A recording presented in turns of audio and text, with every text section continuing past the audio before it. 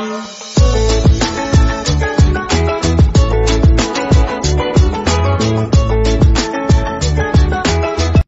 The lord.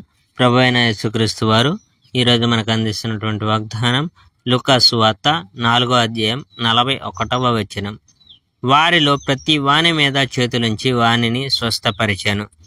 యేసు పేతురు అతను నయం చేయడం. యేసు సమాజ మందిరాన్ని వదిలి సీమోను ఇంటికి వెళ్ళాడు. సీమోను అత్తకు జ్వరం తీవ్రంగా ఉంది. వాళ్ళు ఆమె జ్వరాన్ని గురించి యేసుకు చెప్పారు. యేసు ఆమె దగ్గరకు వచ్చి జ్వరాన్ని వదిలిపోమ్మని గద్దించాడు. జ్వరం ఆమెను వదిలి వెళ్ళిపోయింది. వెంటనే ఆమె లేచి అందరినీ ఆదరించడం మొదలుపెట్టింది. యేసు అనేకులకు నయం చేయడం. సూర్యాస్తమయం అవుతుండగా ప్రజలు రకరకాల రోగాలున్న వాళ్ళను ఆయన దగ్గర తీసుకువచ్చారు. ఆయన ప్రతి ఒక్కరి మీద తన చేతిని ఉంచి అందరినీ నయం చేశాడు. నీవు దేవుని కుమారుడవు అని బిగ్గరగా కేకలు వేస్తూ చాలా మంది నుండి దెయ్యాలు బయటకు వచ్చాయి.